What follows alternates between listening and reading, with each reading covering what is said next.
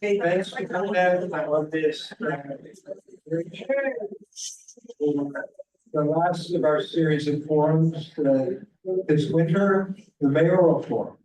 And I'm pleased tonight that we had a qualification criteria. We only invited people that had raised at least $50,000 of funding because we thought that was an indication of some seriousness. And all of the candidates except one has accepted our invitation. But the one who didn't is unfortunately our city mayor, but I think that we will have opportunities, look forward to the opportunity to hear from everybody else. I'm also very just thrilled to be joined at the podium by representatives of all the great clubs that are co-sponsoring this event. I will start introducing myself. I'm Jerry Ferguson, president of the Four Freedoms Democratic Club. We're an active, progressive, and fun political club on the Upper East Side of Roseville Island. Hi, I'm Howard Sanders, the president of the Lexington Democratic Club. I'm also a fun club, and you know, we also have the St. Patrick's Day party coming up. It's very, very popular, so look out for that. Good evening, and thanks for the club for inviting me. I'm Raul Reyes, the president of Caribe Democratic Club. It's the first Puerto Rican club in the United States, founded back in 1949, to part of the 68th Assembly District.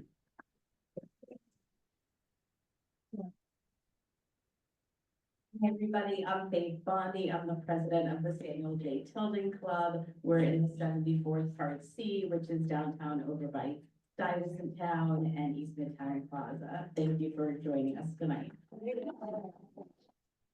Good evening, everyone. Mike Corbett, district leader for the Eleanor Roosevelt Independent Democrats. 74th Assembly District Parts B and D, everything west of First Avenue from 14th Street to 45th Street.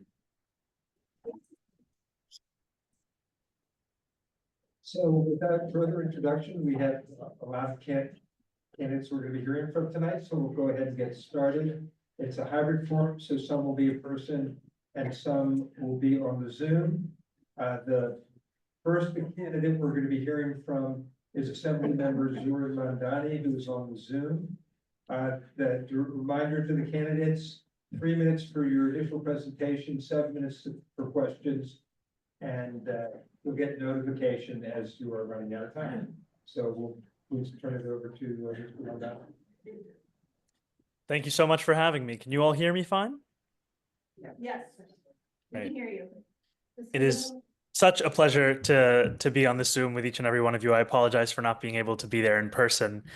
You know, we launched this campaign about 4 months ago, and at that time, it was similar to today, where much of the concern was about the corruption engulfing City Hall.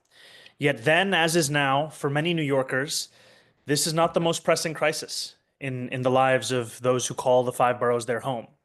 Because if you cannot afford your rent, if you cannot afford your childcare, your Metro card, your groceries, then you cannot afford to worry about what is actually happening at City Hall.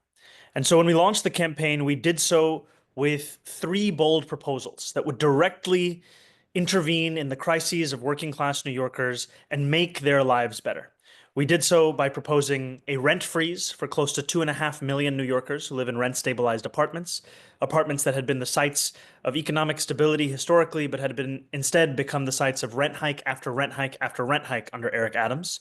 The second, to transform the slowest buses in the nation into a model for this country, making them fast and free, building on the successes that I had seen firsthand, having launched and won the Fix the MTA campaign, where we received a first-of-its-kind free bus pilot across New York City, seeing ridership increase by 30%, assaults on bus drivers drop by 38.9%, and to see the significant number of new riders making just $28,000 or less.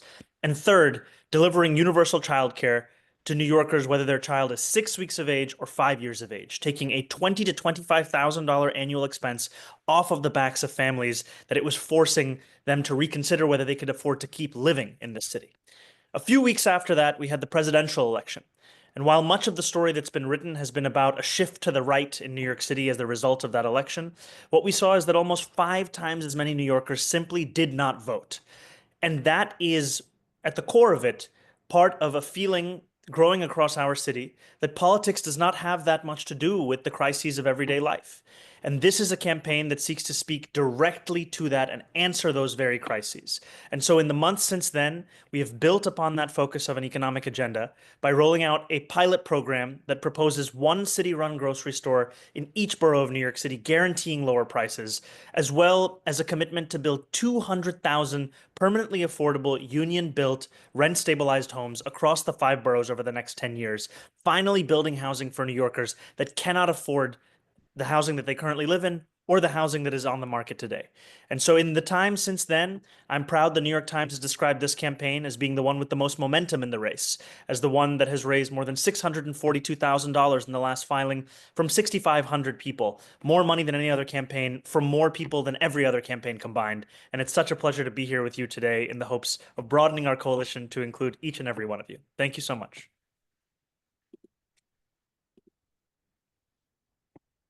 We'll now be getting questions that were submitted in advance by members of the clubs.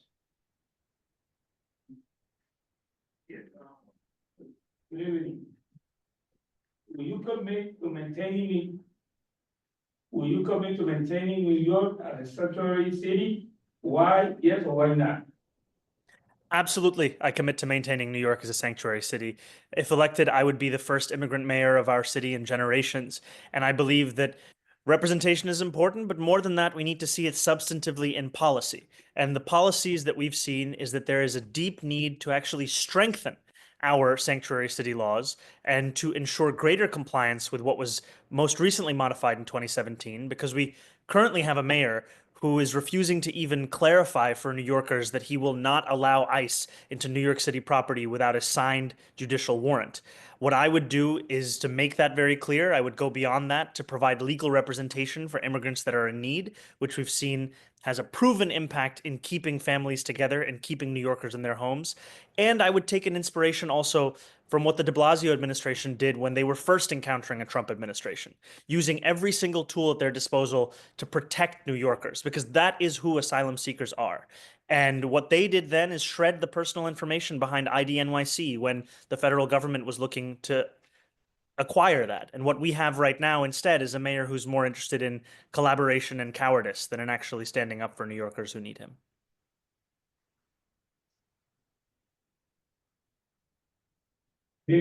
Next question. How will you reduce the hate crimes that exploded during the pandemic? I really appreciate this question. What we have seen in the statistics that came out is that of every single group, Muslim New Yorkers saw the largest increase in hate crimes, and Jewish New Yorkers had more hate crimes committed against them than every other group combined. It is something that is deeply personal, and it is something that deeply needs to be addressed. And I think one of the key ways that we do this is by using the platform of the mayor's office to ensure that we are applying a universal sense of humanity, where in fact with this mayor, we've seen a very selective application, whereas he's been a mayor who has refused to recognize the humanity innate in each and every New Yorker. Additionally, there is a question of funding. If you believe that we must combat this kind of hate-based violence, you need to showcase that in your budget. And I believe that we have to expand funding for the Path Forward Hate Crimes Prevention Initiative, the Hope Against Hate campaign. And I also think that there is room here to further support existing city initiatives, whereas what we've seen under this mayor is actually the dismissal of city officials whose primary task was to combat that kind of violence.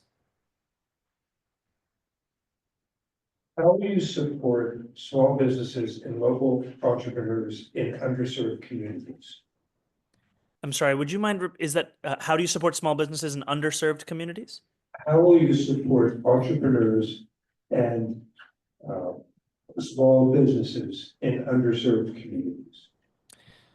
I support improving commercial rent protections targeted to small businesses, including requirements that landlords provide adequate notice before increasing rent or terminating a tenancy. I also believe that small businesses, one of the things that I have heard directly as a representative that many are suffering from is the sky-high costs of electricity and gas. In many ways, the same struggle that many working-class New Yorkers are facing. And this has been enabled by the city and the state. When Con Edison wants to raise the rates of New Yorkers, it has to get permission to do so from the Public Service Commission. And the last time that it sought that increase, I was one of only 3 elected officials who was part of the negotiating team. And I filed in opposition to that rate increase. Eric Adams and his mayoral administration filed in support, and that was support of raising gas and electric rates by about $65 a month across gas and electric. In the backdrop of a historic housing crisis, do you think the ULIP process needs to be reformed? How will you work to bring down rents in New York City? There are a number of ways that we must address the housing crisis. The first is for the close to 2.5 million New Yorkers who live in rent-stabilized housing, they deserve a rent freeze. We have seen that it's possible for the city to do this, as it did so under de Blasio 3 different times. Second, we desperately need to see the construction of truly affordable housing.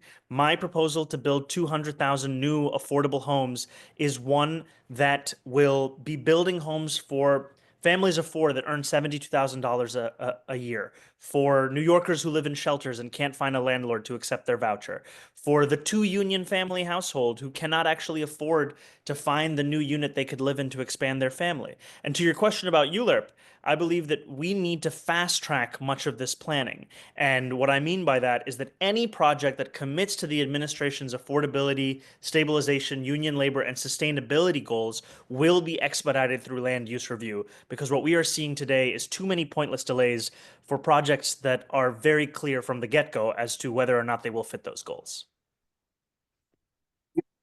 Ban on the e-scooters in parks, and also licensing and registration of e-bikes and scooters. Sorry, it's breaking up a little bit. Could you say that one more time? Will you support a ban on e-scooters in parks and also the licensing and registration of e-bikes and scooters? No, I do not support the licensing of e-bikes. I will be looking further into the question of scooters, but on e-bikes, that's not something that I support. Make it look.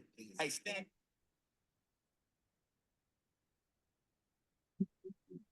No, he's still there, don't worry. Sorry, we got one more question for you, just stand by. Totally fine.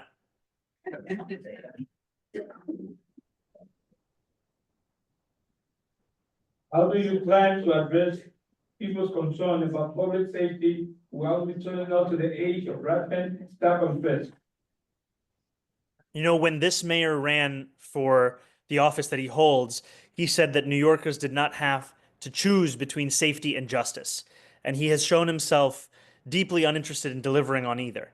What I am very excited to be proposing over the next month or two is a proposal to create a new department within city government, a department of community safety. And this is a department that will seek to prevent violence before it occurs through a public health approach to crime prevention. The understanding that, just like other health outcomes, violence is influenced by the conditions in which people live and work. And what we have seen is this is a data-driven model that has shown clear success in cities like Denver, Olympia, Eugene, and it is a model that deserves to be brought to New York City, because what it will do is transform a crisis intervention system that is currently more of a patchwork than anything coherent, and it will transform what is currently a blight within our public transit system, which is vacant commercial unit after vacant commercial unit, and instead make those units the site of service delivery to New Yorkers who are currently seeking to be disappeared as quickly as possible by this city administration. Thank you so much for your time this evening. Thank you so much. It's such a pleasure. And Quite a few seats near the front. We're now going to be hearing from Michael Blake, who's with us, and invite you up to the podium, please.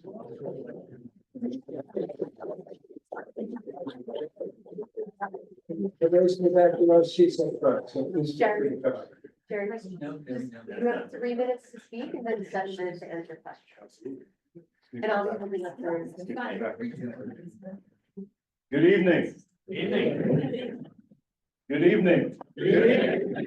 Wonderful to see everybody. I hope everyone is doing well. Excuse my back, and hello to everyone on Zoom. My name is Michael Blake.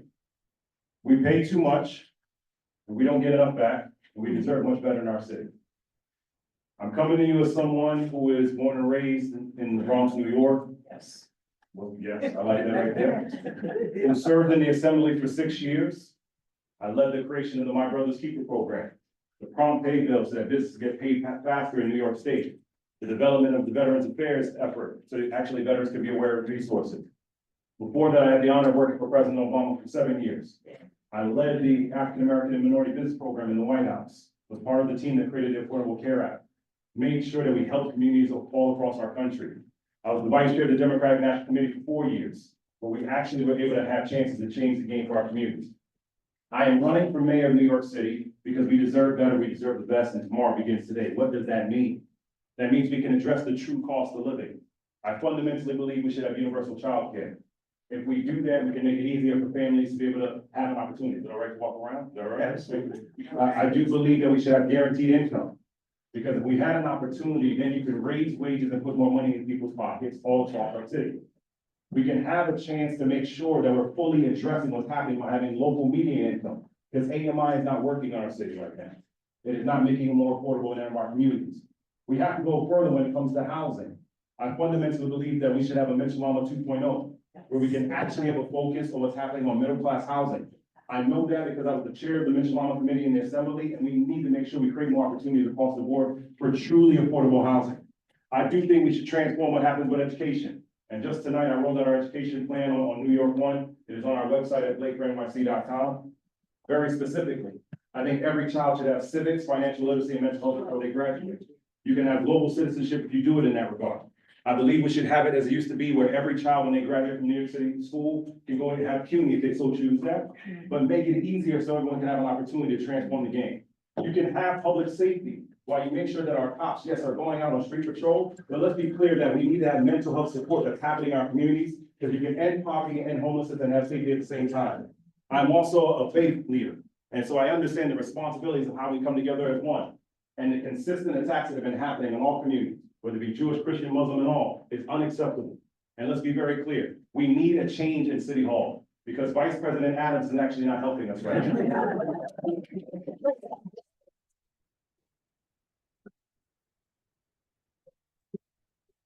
If you want someone, the only person who has White House experience, State House experience, and local experience. My name is Michael Blake, and I ask for the chance to be the mayor of New York City. Thank you, everybody.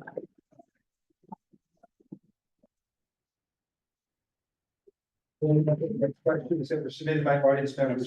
Can I slide here? Because I don't want to. Yeah, that's totally fine, yeah. The- The Actually, camera is well, there, that- just so you know, so that's actually perfect. Okay, perfect. Well, I was right there. There we go again. Thank you. Thank you. Okay, so the first question is, will you stop the court battles New York City retirees have had to fight regarding their health care over the last several years? 100%. My daddy, God rest his soul, was an 1199 SEIU man. You have worked too hard. You have done too much for the city to be wondering if you're going to actually have your pension protected. And it's absolutely wrong and unacceptable, and I would. How would you address the issues involving mentally ill persons who are currently on the streets and in the subways? We have to make sure we further expand what's happening. There's a 98 hotline that most people are not aware of at all. But you also have to make sure that we're addressing on preventative efforts on the front end. Cops are not prepared and trained to address mental health concerns. You actually need to have mental health professionals as the ones that are going out into the subways, to our communities, to address in a particular manner. Go a step further.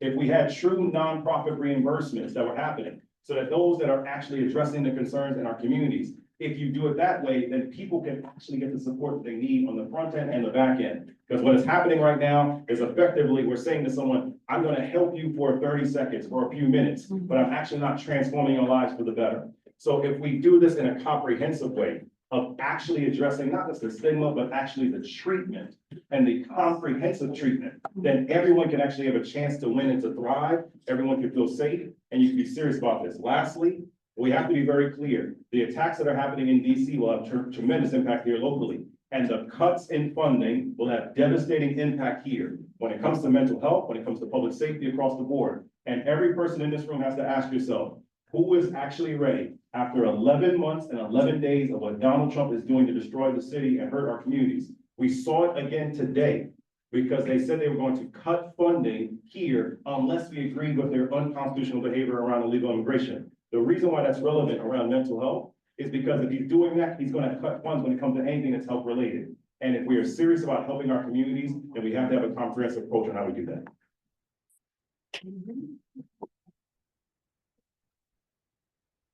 A few community schools are under DOJ investigation for anti-Semitic practices. How will you address this on day one? And if you are currently in office, what have you done to resolve this issue? I'll go, I'm not currently in office, but I'll say this, first and foremost. Okay, sweet. So. So, look, I think there's several things. First, it's absolutely unacceptable what happened on October 7th. Let's go and set the ground rules around that. It was inhumane, it's unacceptable, and across the board it is wrong. I also want to take a step further. There's pain on both sides. What happened, of course, to the Jewish people is unacceptable. What happened to our Palestinian people is unacceptable, and we have to figure out how we address the hate on both sides in that regard, because we all want a chance to live and to thrive and to be safe here.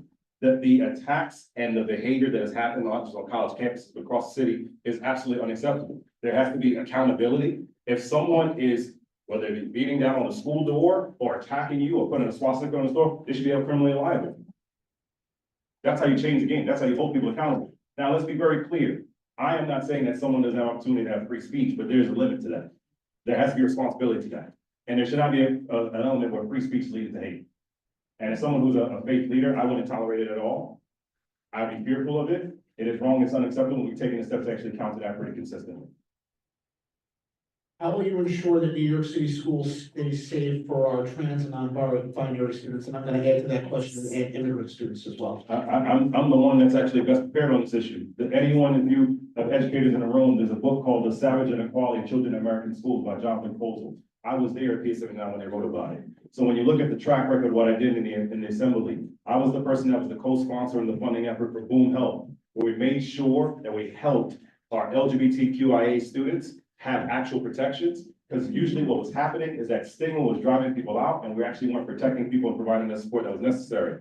Go a step further. Too often, someone is going to the school and doesn't have the full comprehensive support within the school. So it's not just what happens in the classroom days, but it happens thereafter. And that's where we're not providing that protection. To your question, Mike, around immigration, it is utterly unconstitutional what Eric Adams is talking about. And we have to be very clear about this. The language in the order, it's an extended answer to your question. The charges have not been dropped. I want to make sure very clear. It is a memo that has been outlined where within the memo, it says that Eric Adams' administration is to have more time to address illegal immigration and violent crime. So let's be very clear. They're effectively going to say they're going to try to have unconstitutional ICE raids at schools, at places of worship, to the previous question, to community centers. They are all unconstitutional and wrong. We are seeing right now the damaging impact of that. There's been a 6% decline of attendance by families who are afraid to go to school right now. And what does that then mean? When you have a decline in funding, then it means a decline in attendance rates. That means a collective decline in what happens to that community. And so all of us, in particular, as a son of Jamaican immigrants myself, have to make sure that you work with our great Attorney General, Tish James, with our DAs to make sure we actually have protections. And if you don't think that it's not integrated, you have a compromised asset in Eric Adams right now. Let's be very clear. That is who he is. And if you don't think I'm telling the truth about that, just today, the Attorney General of the United States sued Tish. She sued the city, but she didn't sue Eric Adams. And so you need someone who actually understands what needs to happen in government to make sure the protections are in place, because our communities are being divided and destroyed. Lastly, to the question, this is not just a Latino conversation. Any of us who are immigrants have to be a part of this. African, Caribbean, no matter your communities may be, because if any one of us are being attacked, we're all under attack.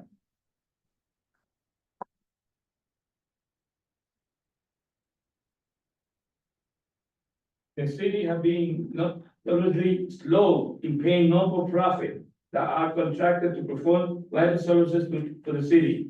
What will you do to ensure that non-for-profit program will rely on this contract and pay time in a timely manner? I'm the first candidate, and I still think the only candidate who's declared very clearly that nonprofit reimbursement rates have to be transformed in the city. And I'm gonna go a step further. Nonprofits should get grants upfront, as opposed to just reimbursements.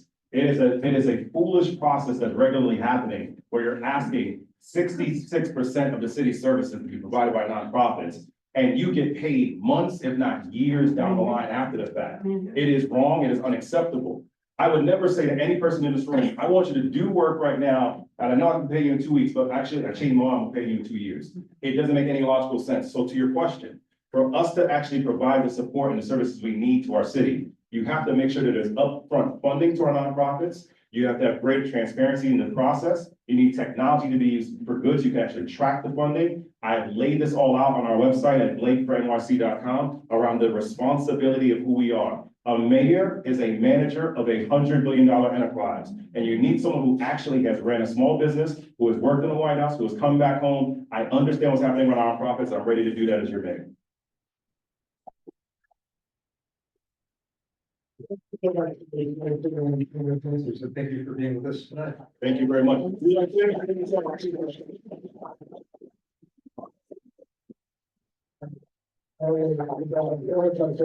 And Scott Springer up to the front.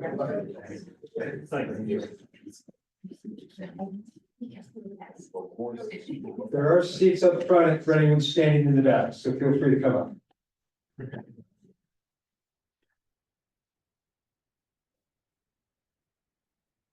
Good evening, Eastside.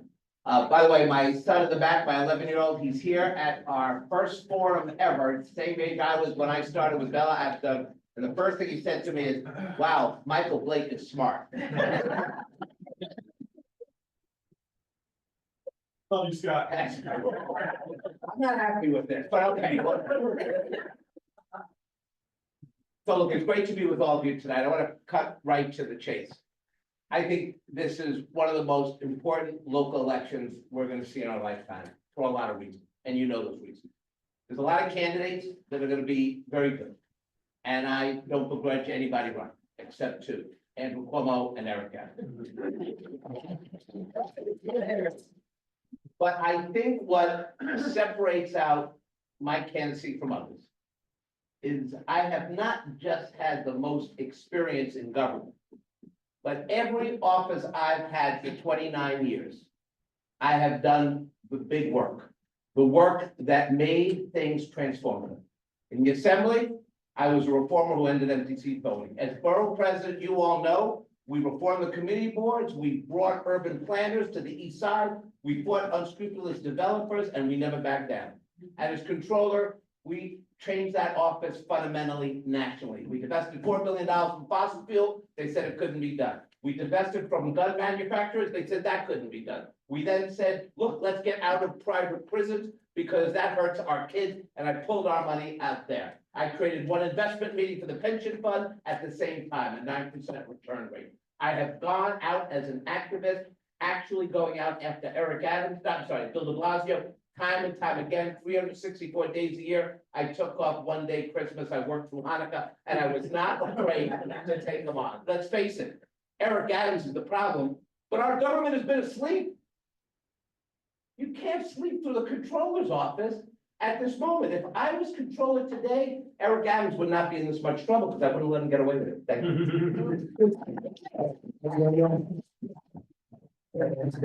First question is, should the no cash bail requirement be rescinded? Or should we return to the prior rule that judges have broad discretion to impose cash bail? Look, I think the purpose of bail is to make sure that people come to trial. And there cannot be two standards of justice. One for people who look like me, who have the capacity and the ability to put down a credit card. If I get in trouble, that's never happened, okay? But if I get in trouble, as opposed to somebody or a kid or a young person who would have to put that money down. Sure, we have to make sure that violent criminals understand the rules of the road and they can't be allowed to run free and commit violent crime over and over again while they're out of bail. We have to make sure that we have that justice balance. But look, at the end of the day, what we really need to do is have a comprehensive approach to criminal justice. As mayor, I'm not going to blame Albany.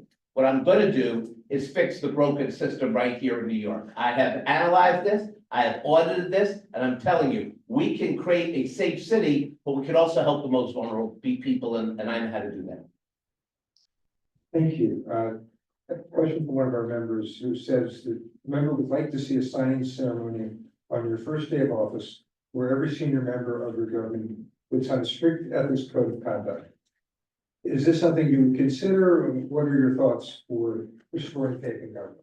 I'm way ahead of you. First of all, for those of you who work with me over the last couple of decades, where I've had thousands of employees, there has never, ever been an ethics complaint against me or anyone in my administration, and I've managed close to 1,000 people.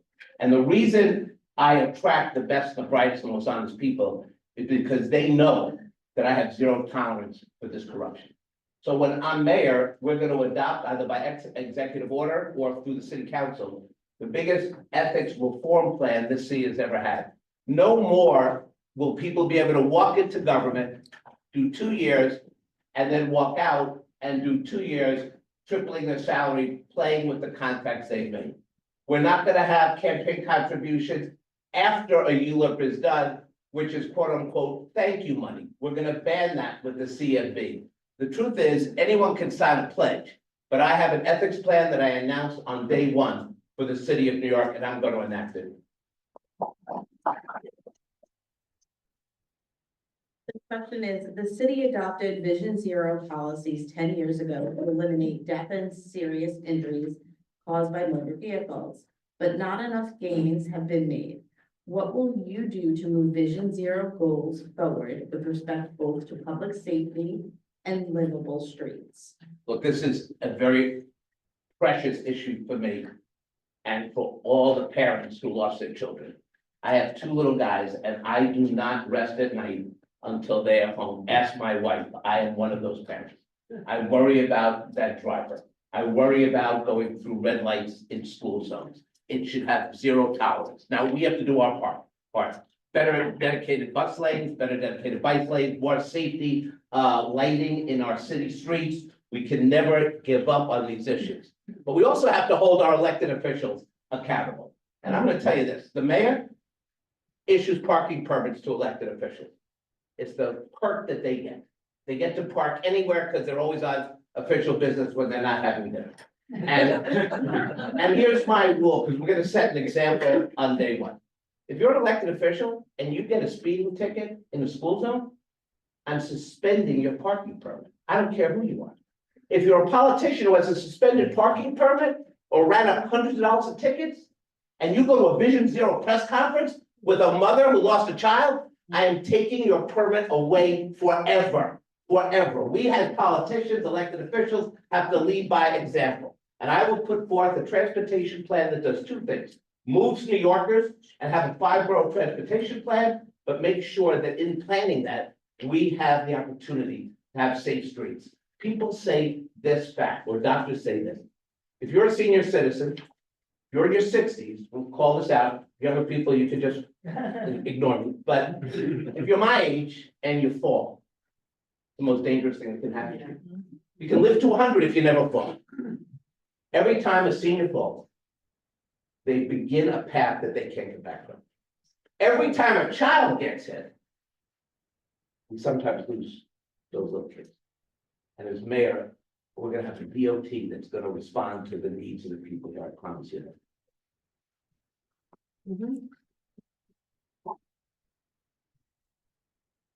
How will you support small businesses and local entrepreneurs, especially those in underserved communities? Let's start with underserved communities. So part of what the city has an opportunity to do is work with small businesses and contract out for services. Believe it or not, city government agencies don't provide services. We literally contract out with not-for-profits, community-based organizations, and for-profit organizations. The city has a dismal record spending with women and minority businesses. It is time honored that if you're a woman starting a business and you go to the city to engage a city contract, you won't get it. The people get the contracts and people look like me. When I was controller, I decided let's change this. So I letter graded every single agency based on their spend in communities that were businesses, small businesses that were owned by women and minority businesses. I letter graded them. I failed the agencies, an F, a C, a D. I made de Blasio crazy. Commissioners would call me and beg me not to give them a C. Just to show you that I wasn't hypocritical, I looked at the controller's office. And looked at our spend with women run our business. You know what we got? I gave myself a C. It took me 4 years to spend an A. And I learned at that time that if we're really serious about investing in communities of color and small businesses, you know what we have to do? We need to have a chief diversity officer in this city. And I appointed the first chief diversity officer in New York and said to the mayor of New York, you need a diversity officer in every agency to work on these issues because it's very hard and complicated. But when you succeed, you invest in neighborhoods. That protocol doesn't exist anymore in the controller's office. But when I'm back, I'm gonna work with the next controller and the mayor's office is gonna letter grade city agencies based on their spend to hold our commissioners accountable. And that's a great way to invest in small businesses. We have like 10 seconds if you want to make a final comment and then thank you. Cuomo's gonna run, Adam's gonna run. I'm the one who can beat them. I've got the money, I've got the polling, I've got Jerry Nadler. I have the ability to build that multiracial intergenerational coalition. I've done it before. Could you imagine who's gonna debate Cuomo at the debate stage? Think about it for a minute. That's what's gonna go down. And for all of you who have supported me in the past, you remember Stringer versus Spitzer. Imagine Cuomo versus Stringer.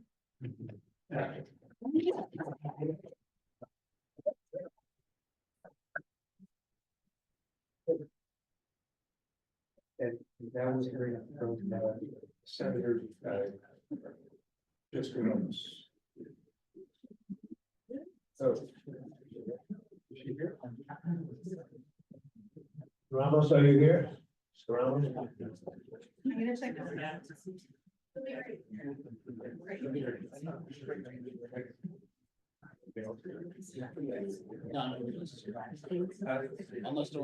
Again, there are a few seats for people who are standing. Maybe if you could raise your hand if you have empty seat next to you, so people know. There's plenty of seats if you're in the back of the clerk. While we're waiting to elect club members, voting is ongoing right now with endorsement for mayor in the back in the corner of the right. Yeah, and at 8 o'clock, you can meet the civil court 9th municipal district candidates down in the basement. Sorry.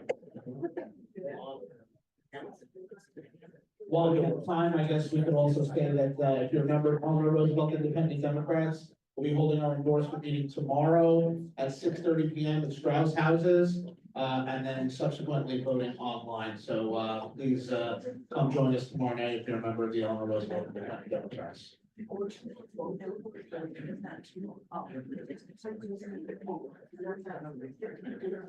the last club, by the way, as I said, voting is ongoing now, but it'll end 30 minutes after this form and this form is the mayoral form.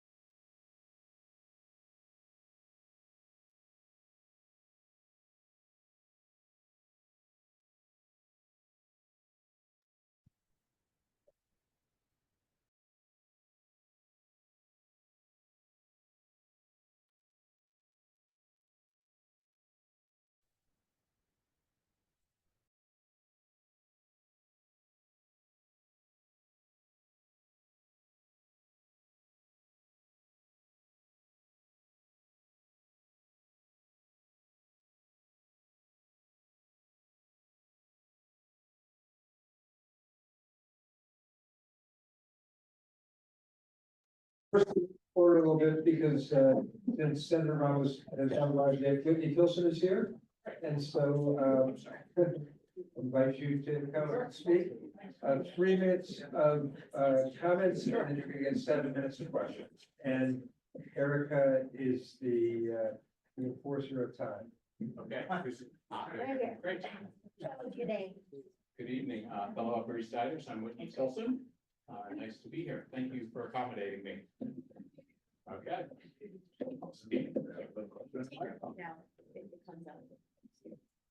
Actually, is it all right? Great. Let me summarize my campaign. If you love this city and you're worried it's heading in the wrong direction and want new leadership, I am the only change candidate in the Democratic primary. I'm the only one who's not a career politician and who has a business background. I am a lifelong hardcore Democrat. I grew up in Tanzania and Nicaragua, the child of teachers who met and married in the Peace Corps. Throughout my life, I have been tackling big problems, fighting injustice, and helping people who are hurting. My first job out of college was 35 years ago, right here in the city, helping start Teach for America. 5 years ago, when we were the epicenter of the global pandemic and 800 New Yorkers were dying every day, I didn't flee the city. I spent 12 hours a day volunteering to help build and operate the field hospital in Central Park. And as recently as 4 months ago, I was dodging Russian drones on the front lines of Ukraine, delivering aid to people fighting for their freedom. My wife and I raised our 3 daughters here in the city, and they are now back building their lives here. But this happy story of a healthy city in which the next generation stays and thrives is becoming increasingly rare. You want proof? We have lost over 700,000 people in less than 5 years. That's 8% of our population. Of the 70 largest cities in America, I care to guess the only city that's worse than that has lost 10% of its population. San Francisco. People are leaving because they can't afford their rent, because we made it almost impossible to build new housing and maintain our existing housing stock, because they don't feel safe. We have become one of the safest large cities in America as recently as 5 years ago. Since then, the 7 major felonies are up an average of 52%. Mayor Adams is lying to you. The city has become materially less safe. And lastly, families with children aren't happy with the school system in which we're spending $40 billion, $43,000 a kid, and half the kids can't read. I don't want to be too gloom and doom here. It is not too late. We have incredible people and assets, and we're by far the wealthiest city in the world. That, combined with a high tax rate, means we have a $115 billion city budget. But what are we getting for it? Widespread mediocrity, if not outright failure. New Yorkers are hurting and angry. Now, I wish I could blame Republicans for this, but I can't. We are a one-party city and state, and we have allowed City Hall to become corrupt, bloated, and beholden to special interests. It's a toxic combination of bad ideas executed badly. So if you're happy with the status quo and the way career politicians are running this city, I'm not your guy. But if you're fed up and want real change, I'm the only change candidate in the race. When I'm elected, I won't owe anything to anyone, and we'll be fighting solely for the people of New York. I pledge to end street homelessness, cut crime in half, double the rate of construction of affordable housing, and make New York City the greatest city in the world for small businesses. So I hope you'll join me in the fight for greater prosperity, affordability, and safety for every New Yorker, because New York deserves better. Thank you.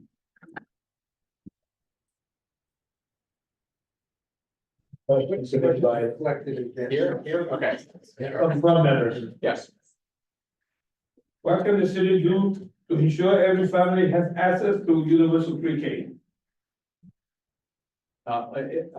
What would I do as mayor to ensure that every citizen has access to universal pre-K? Is that your question? Yes.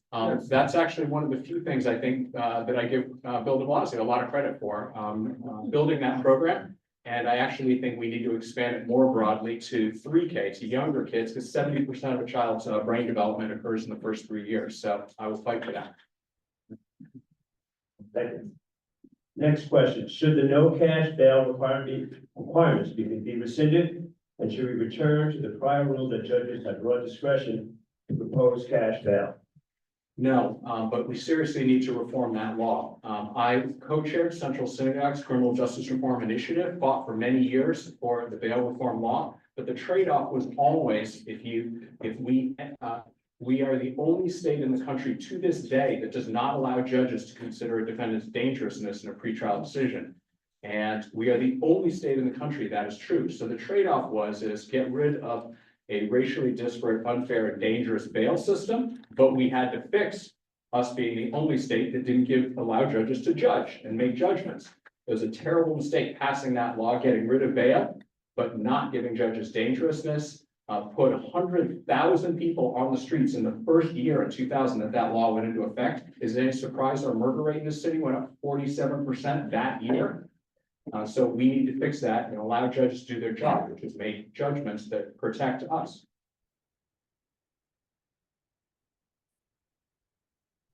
Will you commit to maintaining New York as a sanctuary city? Why or why not? Yes and no. There's some nuance here. There are actually 3 sanctuary city laws in effect in New York. The original one in 1989 under Ed Koch. I strongly support that. That precludes the city from cooperating with Trump's insane, immoral, and economically bankrupting, inflation-inducing plan to try and deport 12 million people. I will fight that. However, in 2014, 2018, the city council passed enhanced sanctuary city that, for example, closed the ICE office at Rikers, that precluded nearly all cooperation between city and federal authorities on people on the terrorist watch list, people wanted for serious crimes in other countries, and people who were arrested for creating mayhem in this city. You all remember the Venezuelan migrant gang member 2 months ago who terrorized one of Alba Bragg's ADAs, and it was his 7th arrest last year. He should have been deported on the first arrest. If you're not a citizen, it's a privilege, not a right to be here. And if you abuse that, you should be turned over to ICE and deported. So there should be an ICE office at Rikers. How will you reduce the hate crimes that exploded during the pandemic? Well, the one I'm most focused on is the anti-Semitism, which came after the pandemic. My wife and children are Jewish. I have a daughter. My youngest daughter is a senior in college, and I never used to worry about her wearing a Star of David. And the explosion of anti-Semitism on college campuses, but more broadly, is very concerning to me. I will take a very hard line on that. I respect the right to protest, but not the right to make on college campuses Jewish students feel afraid, or Jewish residents of the city walking around. I would take, when it crosses from free speech into violent actions that make people feel unsafe or are actually assaulted, I will take a very hard line on that. Will you support a ban on e-scooters in parks and also licensing for e-scooters and e-bikes? Yeah, I actually rode my bike over here. It's parked outside, and it's gotten a lot more dangerous out there because of these big, heavy e-bikes. So I'm a big champion of people being able to bike safely in New York.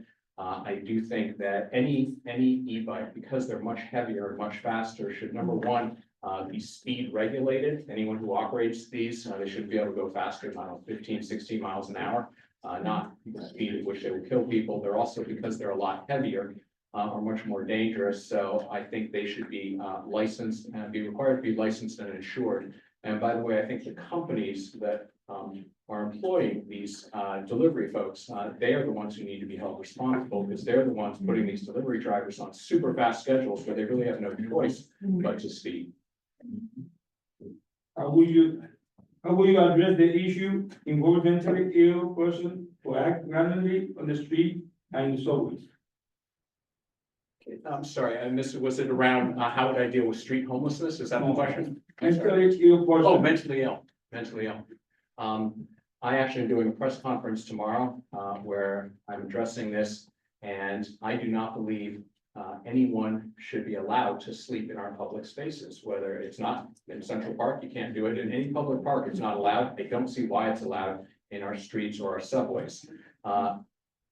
So I believe you cannot end street homelessness until you outlaw street homelessness. Now, I am the only Democrat who will say that, because I'm running a campaign sort of outside the traditional party norms, because no Democrat will say that, because you're instantly accused of criminalizing homelessness. And I don't believe that these people are criminals. It's a tragedy what is happening, and the crime is what is happening today, where many mentally ill or people suffering from substance abuse are suffering out in our streets. I want to force the system to help them. We need to build more drop-in centers, more mental health support, but at the end, so we will offer a safe place for all the 4,100 people roughly that are out on our streets at night under my plan, but they will not be allowed to sleep in our public places.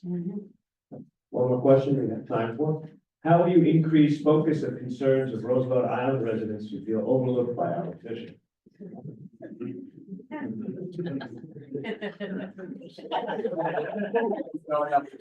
I'm sorry. I can talk about Rikers Island. Why don't we do that more small businesses and local entrepreneurs in underserved communities?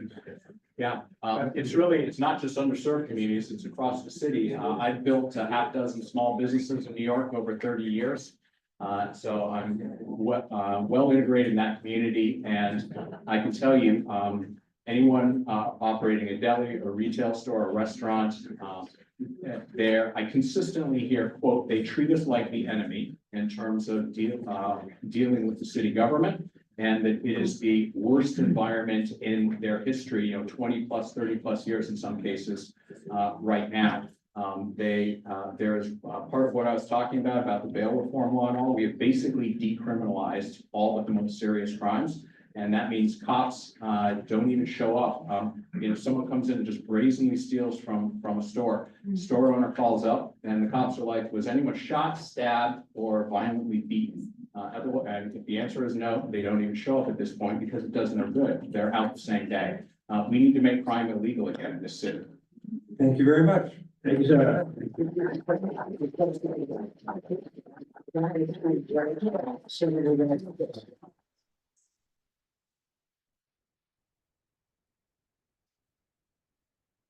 We'd now like to invite Senator Ramos.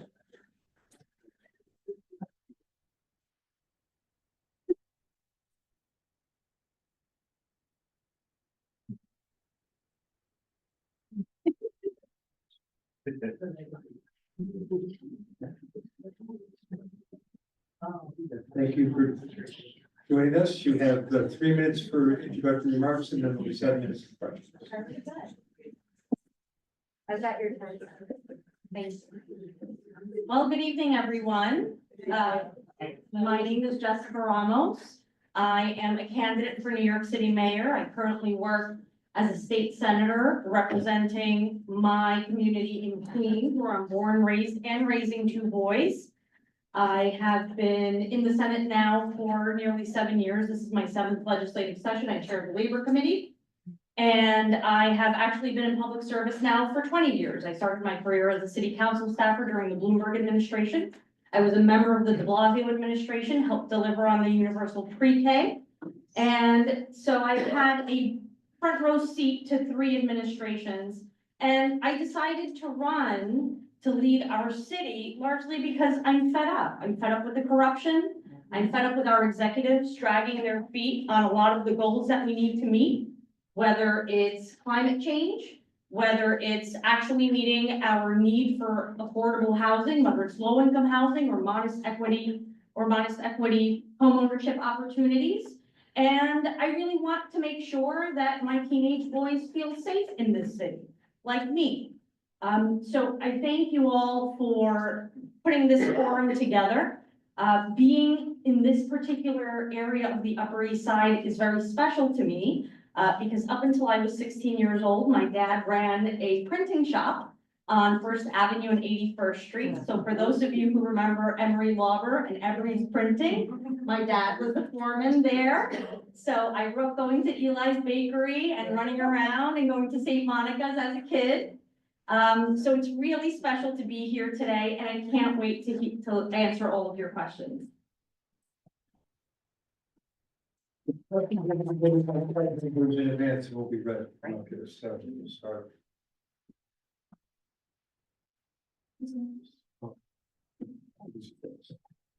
Great.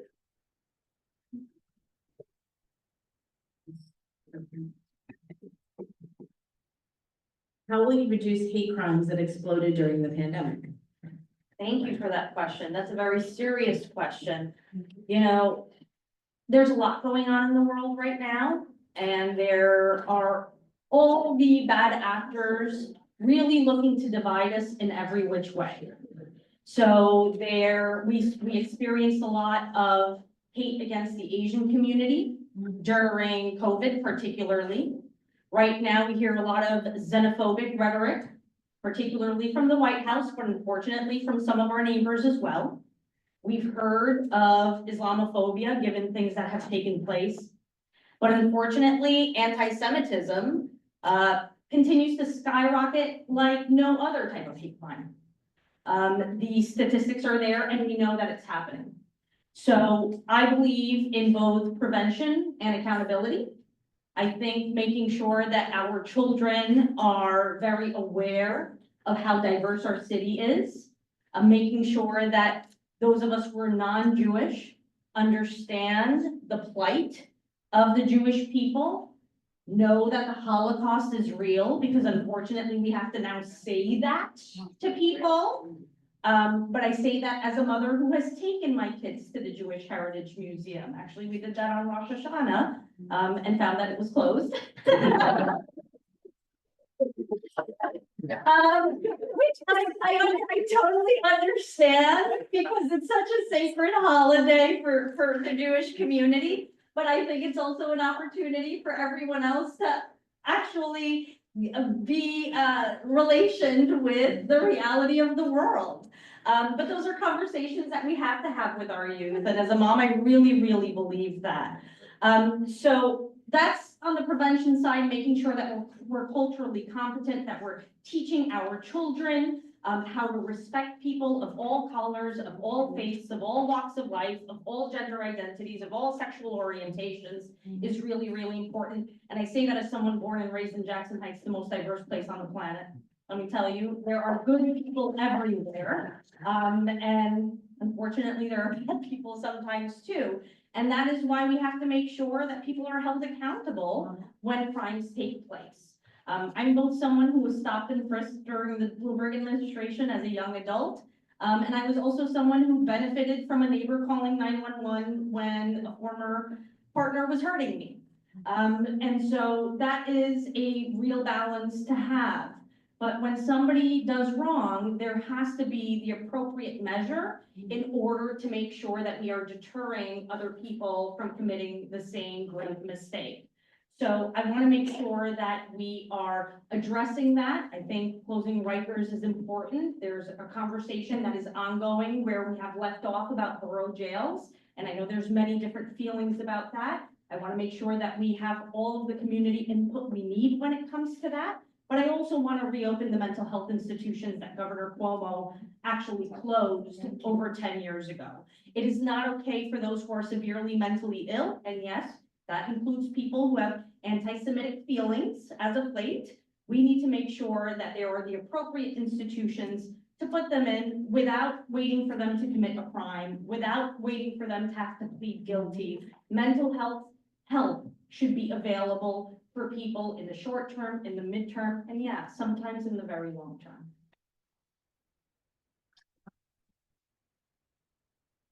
What steps would you take to resolve the ongoing battle over healthcare for New York City municipal retirees? Oh, well, I shared that I'm the chair of the Labor Committee. And as someone who started in the Bloomberg administration, I happen to be a somewhat still young person who is tier 4. And I have to say that I think the promises that are made to our seniors, to all workers, need to be kept.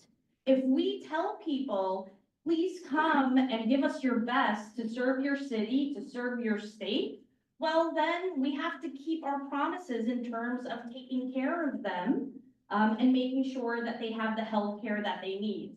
Medicare Advantage is unfortunately part of Project 2025.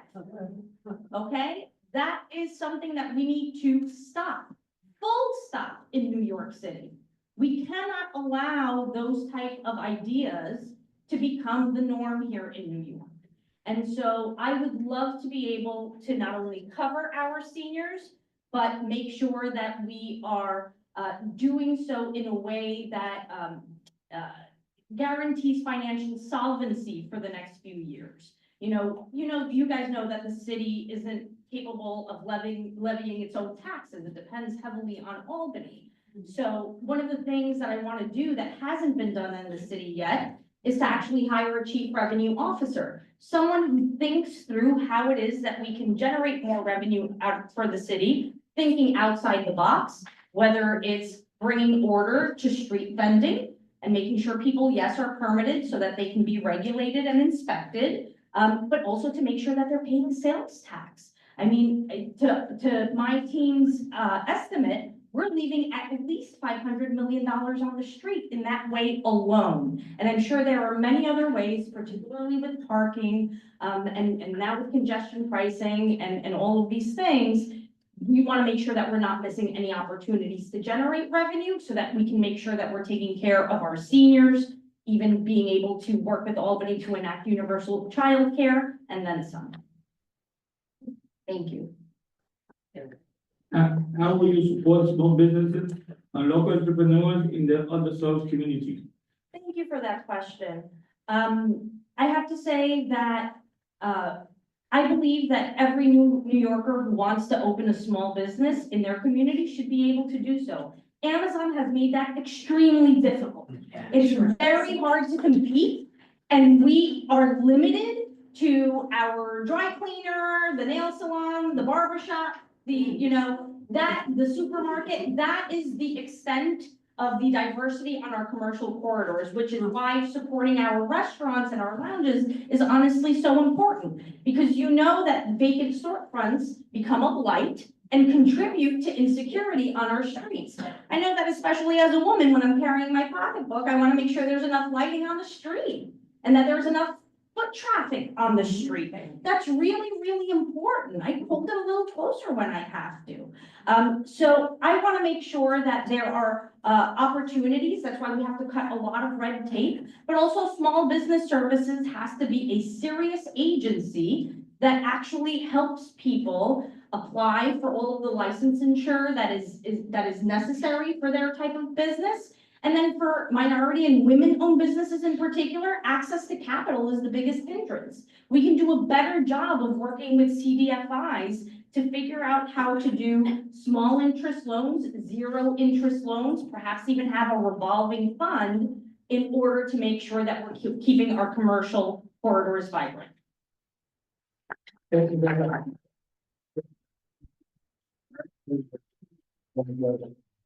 Now we're going to be hearing from Another Zellnor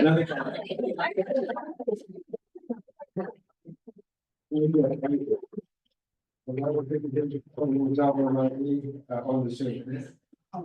And Brad, I think you're going to be next. Zellnor and then. Oh. Last but not least. Zellnor, Senator Myrie, are you on the Zoom? Can you hear us? I can. Oh, there you are. Wonderful. We can see you and hear you. So you have 3 minutes for opening remarks and then we'll ask you some questions. So go ahead. Great. Firstly, thank you so much for being flexible and allowing me to do this on Zoom. I want to thank all of the clubs for all of the work that you do. None of us would be here elected in office if not for the work that you do. So thank you. I usually have a stump speech that I go into at the beginning of these things, but we got to be honest about where we are as a city in this moment. Just a couple of hours ago, the Department of Justice sued Governor Hochul and Letitia James. We had just 2 days ago a Department of Justice memo, unprecedented in how brazenly political it was, offering the mayor abdication from his legal responsibilities if he bends the knee to Donald Trump. We are truly in unprecedented times, and we need a mayor that is willing to stand up and fight for all of New Yorkers. We have once been the capital of opportunity, a place where people from all over the world could come and be whoever it is that they want to be. It is why my parents came here from Costa Rica. It is why I was sent to our public schools. It is why I was able to go to law school and become a lawyer here and be elected to represent the very communities that I was born and raised in. That is a New York City story. But what we're seeing coming out of City Hall now, when we need competence, is pure corruption. And that corruption has a corrosive effect on how we institute our services. We cannot have clean streets with a dirty government. We need leadership that stands up in this moment, and that is the kind of mayor that I hope to be. With the help of many of you, back in 2018, Democrats took back the majority in the state Senate, and we got to work from day one, passing legislation that was helpful for everyday New Yorkers. Albany was failing under then Governor Andrew Cuomo. We cannot continue to look to the past for solutions to our future. That's why I'm running for mayor and looking forward to answering some of your questions. We now have some questions submitted by members of all the clubs. First question is, should the no cash bail requirement be rescinded? And should we return to the prior rule that judges have broad discretion to impose cash bail? No, it should not be rescinded. I do think we have opportunities to examine our discovery laws, which I supported and I still do support, but that has had some unintended consequences. I think our cases should be decided on their merits, and everything that we can do as a judicial system, within our prosecutorial system, and of course with the defense bar, should ensure that those cases are not being thrown out for technicalities. I'm going to be chairing the public protection budget hearing tomorrow, where we will hear from many stakeholders to determine what steps we should be taking going forward. Thank you. The city adopted Vision Zero policies 10 years ago to eliminate death and serious injuries caused by motor vehicles, but not enough gains have been made. What will you do to move Vision Zero goals forward with respect to public safety and livable streets? You know, this has been a true tragedy of this administration, that we have seen more traffic deaths and that they have increased year over year all over our city. So I think, one, we have to enforce the law. I think there is a culture of lack of enforcement when it comes to drivers that are driving badly. But I also think we have a design problem where we need the infrastructure that is safe. We have vehicles that are now on the road that our roads were not designed to maintain. And I think anyone that wants to be serious about street safety has to be concerned about our design structure. How do you plan to address people's concerns about public safety without returning us to the age of rampant stop and frisk?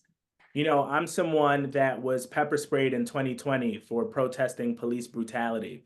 I'm also the son of a mom who was robbed at gunpoint in an elevator with me present. Both of our worldviews are informed by those experiences, and I think most New Yorkers hold those two things to be true, that we need police officers to help keep us safe, and we need to hold them accountable when they step over the line.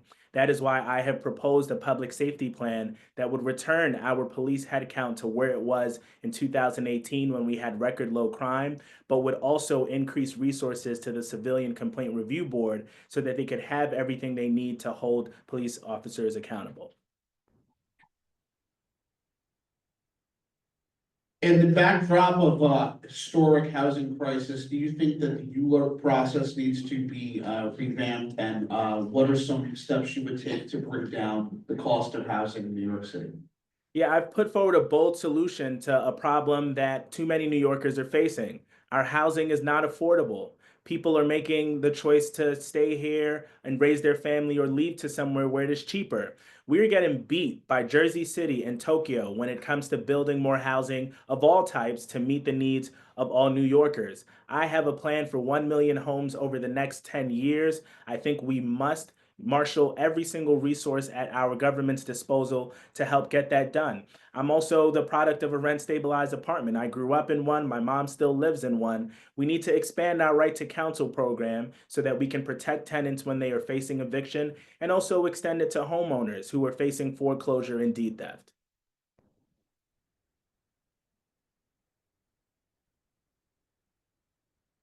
How do you plan to ensure that the city schools remain a safe place for trans and non-binary students?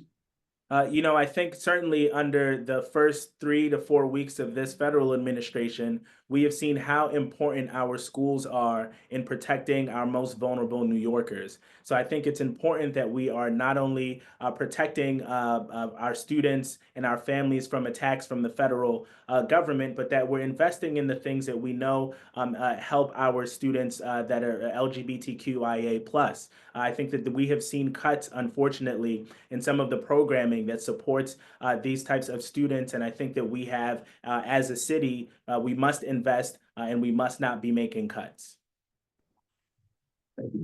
What can the city do to ensure every family has access to universal pre-K? It has been a shame that this mayor has cut our 3K seats, our pre-K seats, after sitting at a dais on a press conference and promising every family who desired a seat would get a seat, only to then send them letters saying, actually, we don't have the seats. So one, we need a mayor that actually believes that every family deserves this. I do believe that, and that's the kind of mayor that I would be. But you also got to be competent to have these programs stood up and expanded. It is not an easy task. It is not an easy administrative task to keep pre-K and 3K universal and accessible to all. That is something that I would be doing from day one. How will you support small businesses and local entrepreneurs in underserved communities? My mom used to own a jewelry shop on Flatbush Avenue. It was a dream of hers to have this open. She is, like many New Yorkers, hustling is in her DNA, wanting to sell, wanting to talk to people, wanting to make them happy. But she had to close down that shop because she didn't have access to credit and she didn't know how to navigate the city's bureaucracy to get that help. I think we need to be much more proactive in reaching out to small business owners and people that want to be small business owners. We got to bring the resources to them. I'd love to have these types of town halls in our community saying, here's how you start a business if you want to start a business, and here's how we help maintain your business. We also have to think about some of the regulations that we put forward that are well-intentioned, but that do not come out with the resources to help people comply. I think we have to do both things at the same time. We have to encourage businesses to follow the regulations, and we got to give them the resources to help them comply. The city has been notoriously slow in paying nonprofits that are contracted to perform vital services for the city. What will you do to ensure that nonprofits who rely on these contracts are paid in a timely manner? It is an absolute disgrace that the city does not pay our nonprofits on time. Most New Yorkers would be shocked to know the amount of city services that are delivered not by the city government, but by these nonprofits. And in no other industry would we find it acceptable that people would put money out, would put resources out, would do really hard and stressful work and not get that money back in time. So I'd like to do a couple of things. One, we might have to change the charter, but I'd like to be able to give $50,000 grants up front, cutting the red tape and not having that be reimbursable to our nonprofits and smaller organizations. Two, I'd like to see the city charge interest anytime there are late payments to our nonprofit sector.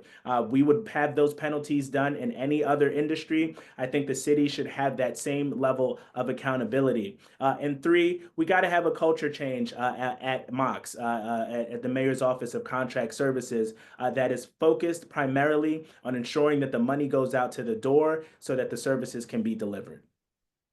Thank you so much, Senator Myrie. We do have the time.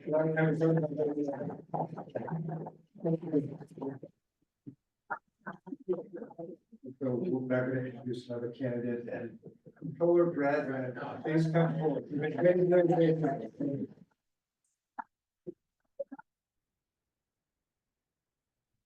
If you've heard the others, it's 3 minutes of presentation, 7 minutes. Good evening. Thank you very much to all the East Side clubs for organizing this, such great turnout, both in person and online. Thanks to all of you for being here at this urgent moment. Grassroots democratic action is necessary to save our democracy, and I appreciate your coming out tonight. This morning, I woke up to my team telling me that they had discovered that overnight, Elon Musk had gone into one of the city's bank accounts, Department of Finance bank accounts, and taken $80 million that they paid us last week for shelter and services for asylum seekers that we provided last year. That's the kind of crisis that we are facing. That's not a freeze, that's an extraction of money they already paid us. Now, that was a mayoral account, the Department of Finance, but it was my team that found it. We raised the alarm bell, I reached out to the Attorney General, and we are gonna make sure to fight for the resources. You won't believe this, we even got charged a late fee, I mean, an overdraft fee. These are serious times. And we need a mayor who will stand up and fight for our values, but also a mayor who can run the city well so we can live up to our values. And we don't have either of those obviously right now in Eric Adams. When I'm mayor, we will.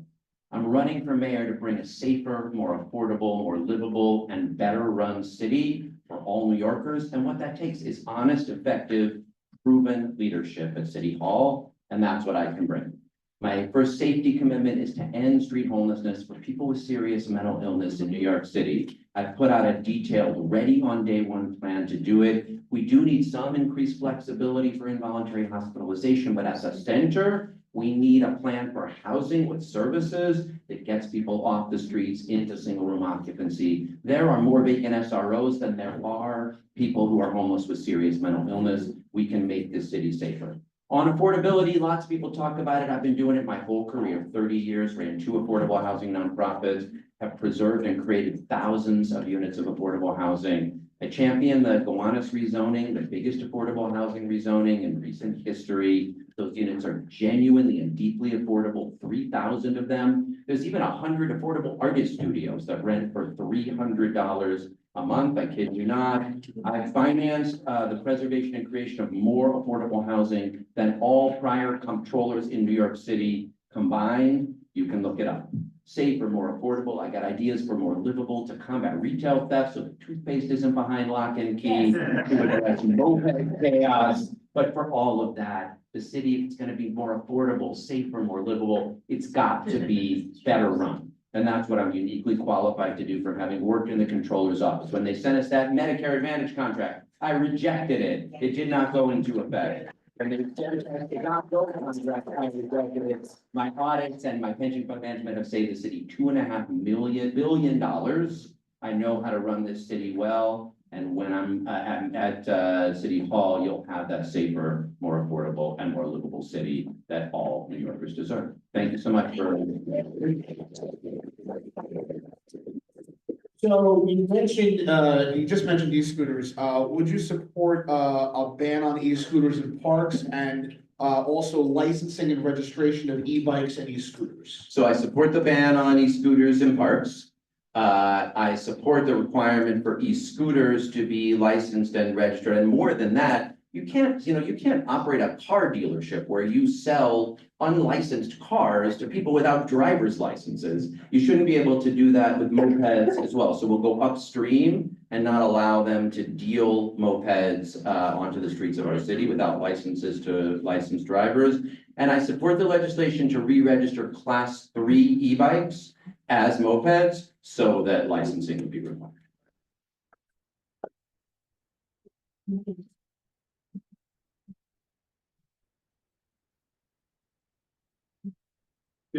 Should the no cash bail requirement be rescinded, and should we return to the prior rule that judges have broad discretion to impose cash bail?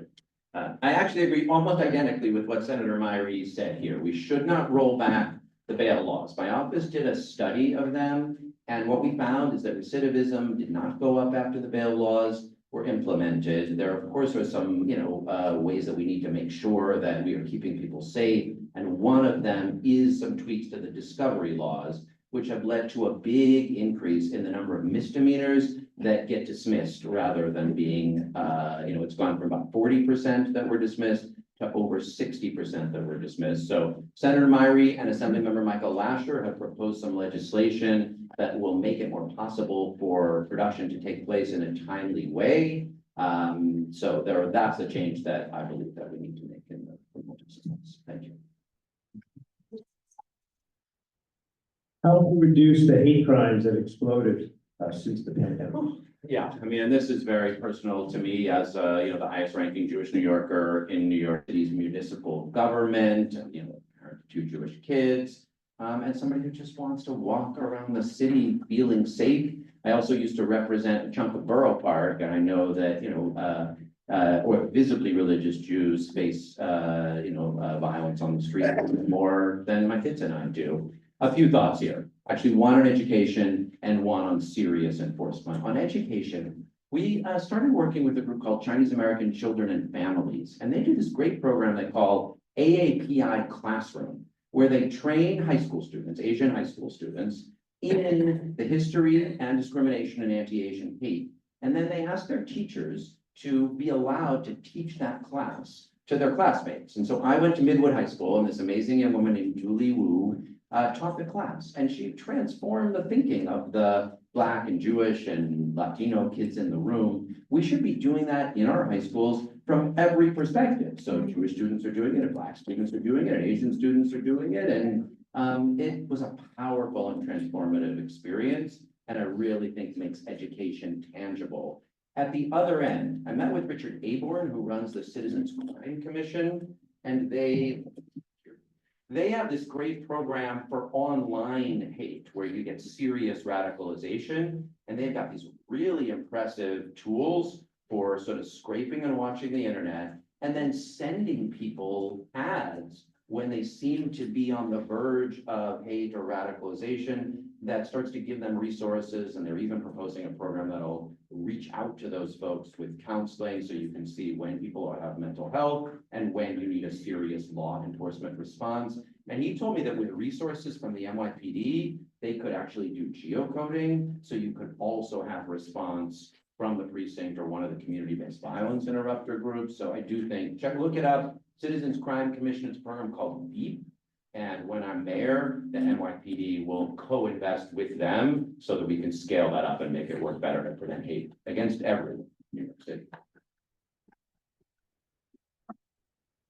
When you commit to maintaining New York as a sanctuary city, particularly in face of the pressure we can expect from the Trump administration? Yes, absolutely. New York is the greatest immigrant city that the world has ever known. And I just think about what it has meant for, for my people, for Jewish New Yorkers fleeing the genocide of war and violence, and having the opportunity to be safe here and thrive. And we need that for Venezuelans and Ghanaians and Hondurans.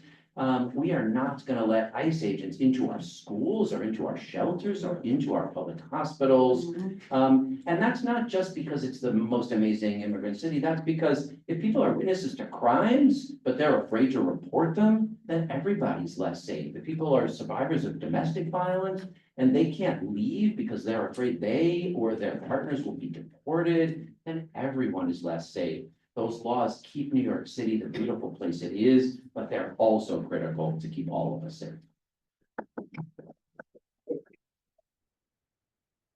Will you stop the court battles New York City retirees have had to fight regarding the healthcare over the last? 100%. I told you that I rejected that Medicare Advantage contract when Eric Adams sent it to me. I was proud to do that. I would dismiss or settle these lawsuits, and I promise retirees, I put this in writing so you can see it, that they'll have the health care that they were promised and that existed before. And we can even speed up the reimbursement payments, which sometimes now take as much as 1 year. How would you plan to ensure that New York City's trans and non-binary students remain safe? And allow immigrant students as well in the light of the Trump administration? Yeah. I mean, this is something that we can do in our schools without the Trump administration. We, the mayor, hires the schools chancellor, and working together with our partners in the city council, we can make sure that our schools are safe places for every one of our students. And of course, that includes our LGBTQ and trans students and immigrant students. Some of that is just visible leadership. As mayor, I'll be in there with them if they are feeling threatened, but most of that is making sure that our principals and our teachers and our school staff know those are the policies of New York City. You have 30 seconds before we close. Oh, great. Look, I think many of us have the same ideas The question really is who's gonna be able to implement them. And so if you're looking for someone who not only believes in a safer, more affordable and more livable city, but it's just being inside the guts of city government. My audits have shown how the housing department could be working better, how NYCHA could be working better, and how the Administration for Children's Services could be working better. And I guess I'll close with this. The thing that Donald Trump is doing to the federal government right now, pillaging it, that's the opposite of what I will do here. The best and the brightest working, our teachers, our cops, our firefighters, well supported by their mayor, with clear lines of accountability all around, so we deliver high quality services for every one of you and for all New Yorkers. Thank you very much.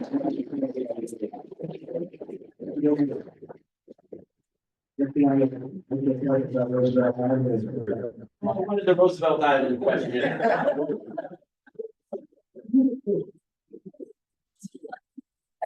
So now, the clubs are kind of, I think, go separate ways at this point. Core Freedoms is gonna stay here. We're gonna have our endorsement code. Okay, and then, again, Lex Club, those who just arrived, we have a table in the back. Voting is ongoing now and it will end at 9 p.m. 9 p.m.